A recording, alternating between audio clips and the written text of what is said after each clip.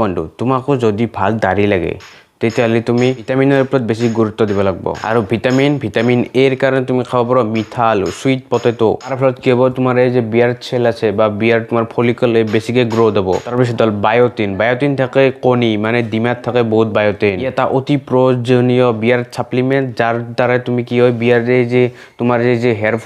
follicle আছে এইবিলাক grow হোৱাত সহায় কৰে আৰু তোমাৰ দাড়িকিডাল মোটা কৰাত সহায় কৰে তাৰ বাহিৰেও তুমি কেলছিয়াম মেগনেছিয়াম আৰু আইৰণ থকা বস্তু বেছিকে খাবা নম্বৰ 2 workout জিমত যাবা ৰেজিস্ট্যান্স ট্ৰেইনিংয়ে তোমাৰ বডিত থকা যে টেস্টোস্টেৰন হৰমন আছে তো বেছিকে ৰিলিজ কৰাত সহায় কৰে তাৰ কাৰণে তুমি ৰেগুলাৰ জিমত যাবা ওয়াৰ্কআউট কৰবা নম্বৰ 3 তোমাৰ যি বিয়াৰ্ড কিনি আছে দাড়ি কিনি আছে হেতু ৰেগুলাৰলি ট্ৰিম কৰি থাকবা আৰু তা সদায় এটা শেপত ৰাখবা তুমি চাব পাৰা এনেকে এটা যি আছে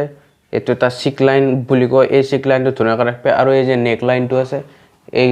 কণ্ঠটোৰ ওপৰৰ খিনি ৰাখবা তলৰ খিনি খুৰাই দিবা আৰু এখানে ইয়াত বেছি লম্বা নকৰবা যেটা তুমি অত্যাধিক দাড়িখিনি ৰিমুভ কৰি দিবা বা ট্ৰিম কৰি দিবা তোমাৰ দাড়িখিনি বেছি ঠিক মানে ঘন দেখি আৰু যেটা তোমাৰ দাড়িৰ বাউন্ডাৰীটো ভাল লাগব তোমাৰ মুখখন দেখাতো বা দাড়িখিনি দেখাতো ভাল দেখি নম্বৰ 4 তুমি তোমাৰ দাড়িখিনি ৰেগুলাৰলি ব্ৰাশ কৰিবা ইয়াৰ ফলত কি হয় কি তোমাৰ দাড়িখিনি হলকান্তে গ্ৰো হোৱাত সহায় কৰে আৰু তোমাৰ দাড়িখিনি এটা ৰাইট ডাইৰেকশ্যনত গ্ৰো কৰাত ই সহায় কৰে আৰু তোমাৰ দাড়িখিনি ট্ৰেইন হৈ যায় যে তোমাৰ দাড়িটো এখনিয়াটো এই সাইডতে গ্ৰো হ'ব লাগিব আৰু ইয়াৰ দ্বাৰা ধৰা তোমাৰ এখনিয়া জায়গাত দাড়ি নাই এখনিয়া তুমি এনেকে সুচিনি তুমি কেমোফ্লেজ কৰিবা আৰু যে এখনিয়া জায়গাতে তোমাৰ দাড়ি আছে নম্বৰ 5 দাড়িত বিয়াৰ্ড অইল লগাবা আৰু ফলত তোমাৰ যে দাড়িখিনি আছে ময়শ্চাৰাইজ হৈ যাব আৰু কন্ডিশন হৈ যাব বিয়াৰ্ড অইল লগালে আৰু এটা কামত যে তোমাৰ যে এই ডেন্ড্ৰাফৰ নিচিনা ইয়াত যি সিনফ্লেক হয় ইয়াক তুমি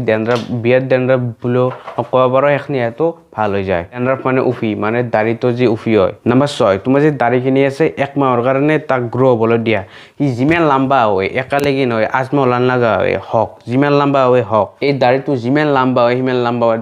কিন্তু এক ধুনীয়াকৈ এই লাইনটো আৰু এই লাইনটো ধুনীয়াকৈ ৰাখবা যাতে দাড়িটো ইবগে নাই আৰু ইবগে নাই এখনিয়া জায়গা